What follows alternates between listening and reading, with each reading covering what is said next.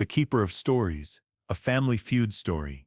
The Family Feud studio hummed with its familiar energy, but today carried an undercurrent of something deeper than the usual game show excitement. The bright lights cast their warm glow across the iconic blue and gold set, while 300 audience members settled into their seats unknowingly preparing to witness television history in the making. Steve Harvey stood at his mark, adjusting his immaculate burgundy suit jacket, the rich fabric catching the studio lights as he prepared to welcome two families whose appearance would remind everyone watching that some treasures cannot be measured in dollars. Behind the cameras, producers made final adjustments to lighting and sound, ensuring every detail was perfect for what they expected to be another entertaining hour of family competition. The familiar rhythm of pre-show preparation filled the air. Clipboard-wielding assistants confirming contestant names, camera operators testing angles, and audience coordinators reminding viewers about applause cues. None of them realized they were about to capture something far more valuable than entertainment. A masterclass in the art of remembering, the sacred act of storytelling, and the race against time that every family faces when the keeper of their stories begins to forget. The studio audience represented the beautiful diversity of American families. Teenagers scrolling through their phones while waiting for the show to begin.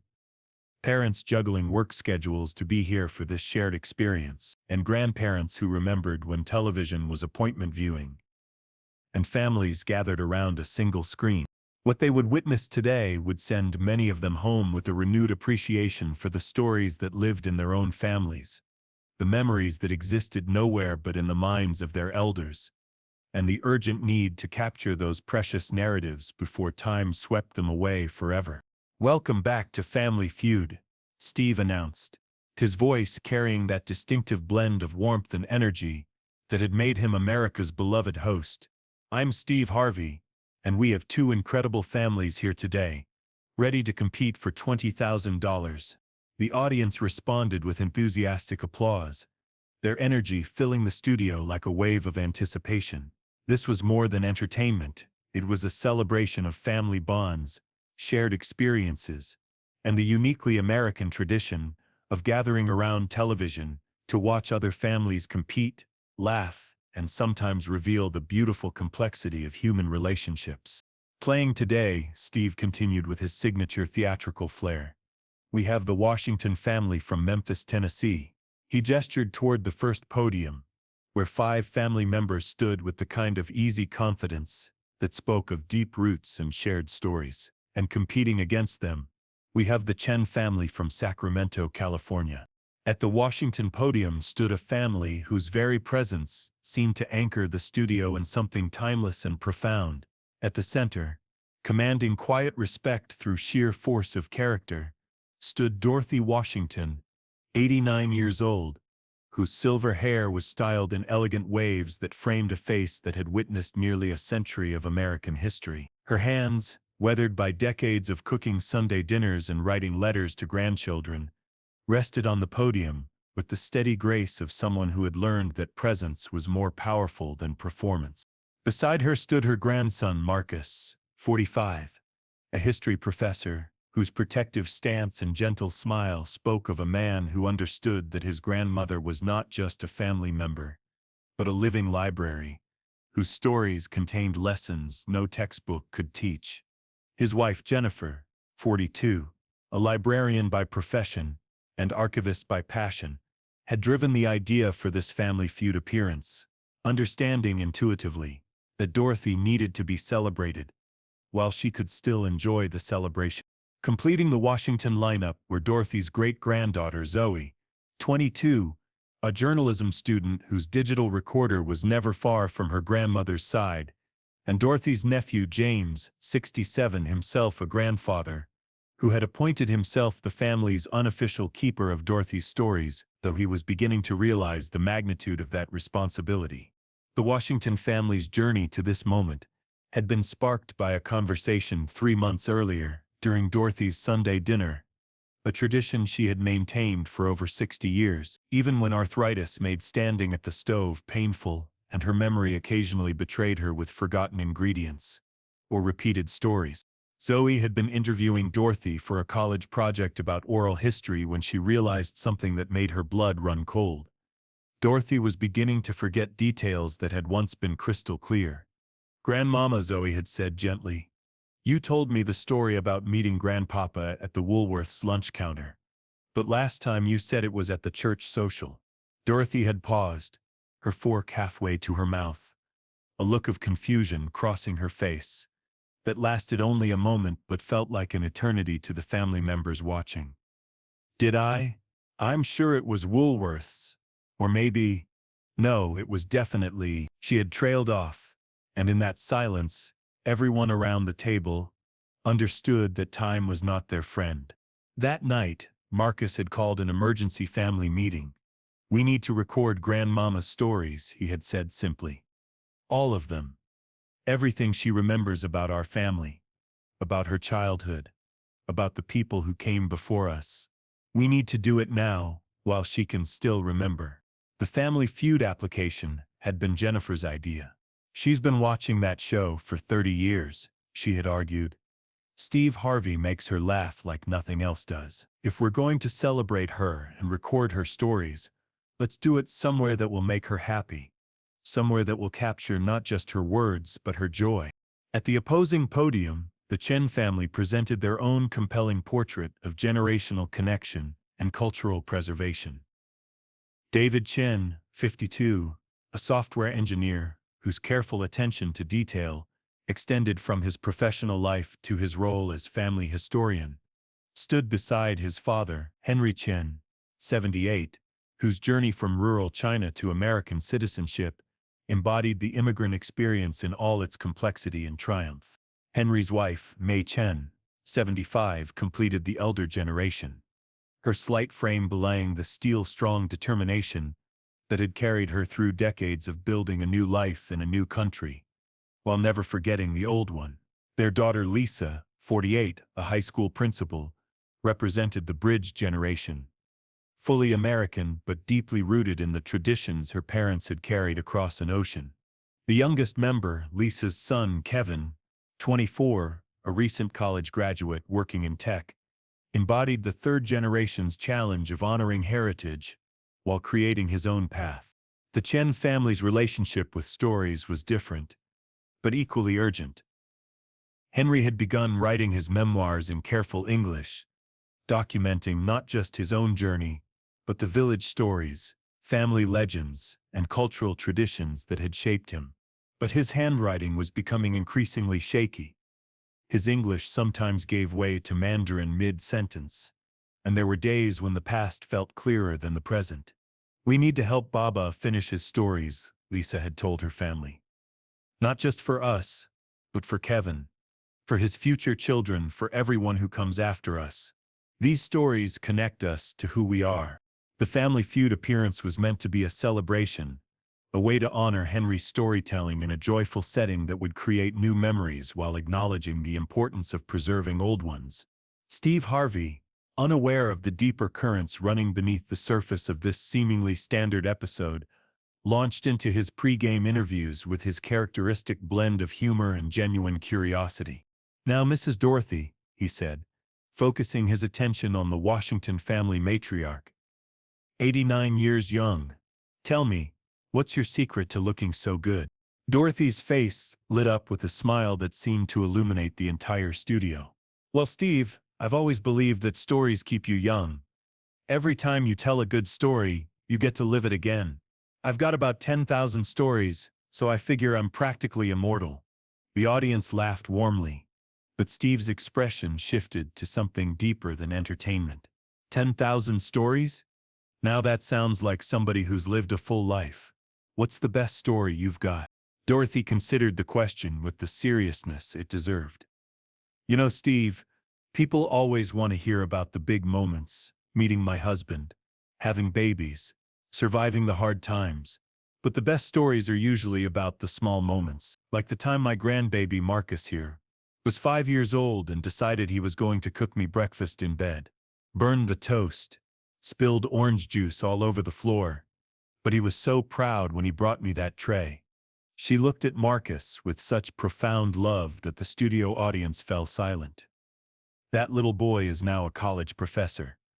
But in my stories, he's always going to be the 5-year-old who thought love looked like burned toast on Sunday morning. Steve Harvey, who had interviewed thousands of contestants over his career, recognized something special in Dorothy's words. "Mrs. Dorothy, you're not just telling stories, you're preserving history." "That's exactly right," Dorothy replied, her voice growing stronger. "Every family story we lose is a piece of history that disappears forever. I've been trying to tell all mine to these children here, but sometimes I worry I'm running out of time." The studio had grown quiet, the audience sensing that this conversation had moved beyond typical game show banter into something more profound. Steve, following his instincts, turned to the Chen family. "Mr. Henry, I bet you've got some stories of your own." Henry nodded, his accent still noticeable after 50 years in America, but his words carefully chosen. "I came to this country with nothing but stories. Stories from my village, from my parents, from the life I left behind. Now I try to write them down for my children." But, he paused, searching for the right words. "English is not my first language for feelings. Some stories lose their truth when you translate them." Mie stepped forward slightly, her voice soft but clear. "We worry the stories will die with us. Our grandson Kevin, he is a good boy, but he does not always have time to listen to old people's stories." Kevin, clearly moved by his grandmother's words, spoke up from his position at the family podium. "That's not true, Nai. I love your stories. I wish I was better at asking the right questions." Steve Harvey made a decision that would define this episode and create a moment that would be remembered long after the game was over. He set down his cards, stepped away from his hosting position, and moved to the center of the stage between both families. "Ladies and gentlemen," he announced to the studio audience, "we are about to do something unprecedented on Family Feud. We are going to play a game, but we're also going to do something more important. We're going to make sure some stories get told." The audience responded with warm applause, understanding instinctively that they were about to witness something special. "Here's what we're going to do," Steve continued. "Every question today is going to be about family memories, about the stories that connect us across generations. And Mrs. Dorothy, Mr. Henry, I want you to know that everything you share today is going to be recorded, preserved, and made sure your families have these memories forever." Behind the scenes, producers scrambled to set up additional recording equipment, understanding that this episode was evolving into something far more valuable than standard television content. The game that followed was unlike anything in Family Feud history. When Steve asked, "Name something your grandparents always said," Dorothy's answer, "Honey, remember who you are and whose you are," prompted a 5-minute storytelling session about the importance of family identity that had the entire studio spellbound. Henry's response to "Name something that gets better with age," stories like "good wine," led to him sharing the tale of his grandfather's rice wine, and the village celebrations where stories were passed down like sacred treasures from one generation to the next. But the moment that transformed the entire episode came during the fast money round. When Steve asked Dorothy, "Name something you hope your family never forgets." Dorothy paused, looking at her family gathered around her, then at the Chen family across the stage, then directly into the camera as if she could see every viewer watching at home. "The recipes," she said simply. "Not just the ingredients, but the love that goes into them. Every time I make my cornbread, I'm making my mother's cornbread, and her mother's cornbread. That recipe carries 4 generations of Sunday dinners, of hands that kneaded love into every meal, of women who understood that feeding your family is how you tell them they matter." She continued, her voice growing stronger. "But it's not just the recipes, it's the stories that go with them. The time my great-grandmother made cornbread with nothing but cornmeal and water during the Depression, and it was the best thing her children had eaten in weeks. The Sunday my mother burned the cornbread because she was too busy helping a neighbor whose husband had left, and how we ate that burned bread and said it was delicious, because love makes everything taste better. The studio was completely silent now, everyone understanding that they were witnessing something sacred. I hope they never forget that every family recipe is really a love letter. Dorothy concluded, every story we tell is proof that we mattered, that our lives had meaning, that love continues even when we're gone. When Dorothy finished speaking, Steve Harvey did something unprecedented. He walked over to her podium and gently took her hand. Mrs. Dorothy, he said, his voice thick with emotion. What you just shared isn't just an answer to a game show question. It's wisdom. It's truth. It's the most important thing anyone said on this stage in all my years of hosting. He turned to address both families and the studio audience. You know what? The score doesn't matter today. Both families are going home with the prize money, because you've given us something worth more than any amount of cash. You've reminded us that we are all keepers of stories, and that keeping those stories alive is one of the most important things we can do. But Steve wasn't finished. He reached into his jacket pocket and pulled out his phone. Mrs. Dorothy, Mr. Henry, I want you to know that my team is going to help make sure your stories are preserved properly. We're going to connect you with the StoryCorps project, with local libraries, with digital archivists, who can help your families create permanent records of everything you want to share. The audience erupted in applause, but Steve raised his hand for quiet. And I want everyone watching at home to understand something. Right now, somewhere in your family, there's a Dorothy or a Henry. There's someone whose memory holds the stories that make your family who you are. Don't wait. Don't assume there will be more time. Go home tonight and ask questions. Record answers. Preserve the stories that connect you to your past and will carry you into your future. He looked directly into the main camera. Because here's the truth that Mrs. Dorothy and Mr. Henry just taught us. We are all temporary custodians of permanent stories. Our job isn't just to live our own lives, but to make sure the stories of those who came before us don't die with us. The episode that aired 6 months later became a cultural phenomenon, inspiring thousands of families to begin their own story preservation projects. The hashtag #GunKeeper of Stories trended on social media for weeks, with people sharing family photographs, recipe cards written in grandparents' handwriting, and recorded interviews with elderly relatives. Dorothy Washington's cornbread recipe, shared during the episode, became the most requested recipe in Family Feud history. But more importantly, her words about love letters in the form of family recipes sparked a nationwide movement of recipe sharing that connected families across cultural, geographical, and generational divides. The Chen family's story inspired a documentary about immigrant families racing to preserve their heritage stories, highlighting the unique challenges faced by families whose stories exist in multiple languages and cultural contexts. Henry's memoir, completed with the help of professional writers who volunteered after seeing the episode, became a bestseller and is now used in high school history classes to teach about the Chinese-American experience. But perhaps the most lasting impact of that day came from the simple act of asking questions. Inspired by what they had witnessed, families across America began holding their own storytelling sessions. Libraries reported a surge in requests for recording equipment. The StoryCorps project saw its largest influx of participants in its history. Nursing homes began hosting regular story-sharing events, where residents' memories were captured and preserved. Zoe Washington's college project evolved into a nonprofit organization dedicated to helping families preserve their oral histories, with particular focus on communities where stories are at risk of being lost. Her grandmother Dorothy, whose memory continued to fade gently but whose stories had been safely captured, became the organization's first official storyteller emeritus, a title that recognized both her contribution and her dignity.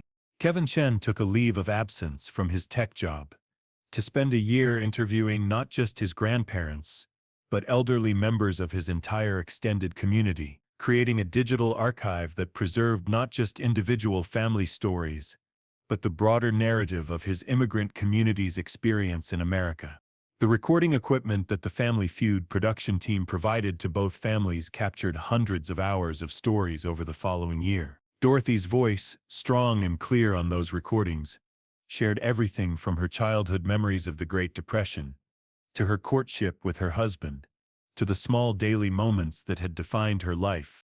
Henry's stories, told in his careful English punctuated by passionate Mandarin, painted a picture of village life in China, the journey to America, and the daily choices that shaped an immigrant family's path.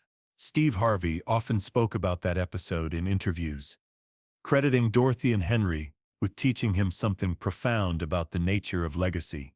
They showed me that we're not just responsible for our own lives, he would say. We're responsible for making sure the stories of our people don't disappear.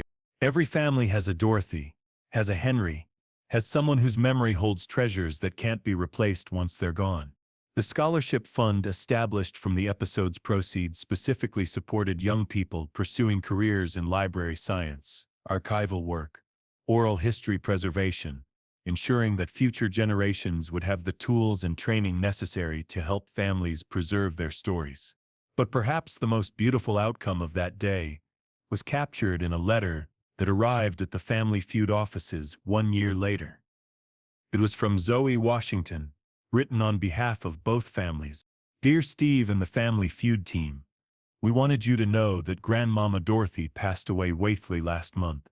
Surrounded by family and stories, in her final days, she listened to the recordings we made after the show, smiling as she heard her own voice telling the tales that defined our family. She died knowing that her stories would live forever, that her great-great-grandchildren would know her voice, would understand where they came from, would carry forward the love she had poured into every tale. Mr. Henry is still with us, still writing, still sharing stories with anyone who will listen. But now we know how to listen better, how to ask the right questions, how to honor the gift of his memories. You didn't just give us a game show appearance that day. You gave us the gift of time made meaningful, of stories preserved, of love made permanent. Thank you for reminding us that we are all keepers of stories, and that keeping those stories alive is perhaps the most important thing we can do for the people we love. Because sometimes the most valuable prize isn't money. Sometimes it's the reminder that we are living libraries, walking repositories of stories that deserve to be preserved, shared, and treasured. Sometimes it's the understanding that our elders are not just family members but historians, not just grandparents but griots, not just old people but irreplaceable keepers of the stories that make us who we are. And sometimes, if we're very lucky, we get the chance to honor those stories on national television, ensuring they will never be forgotten and inspiring others to do the same. That's not just entertainment, that's inheritance. That's the sacred act of making sure love, memory, and story survive long after the storytellers have become stories themselves.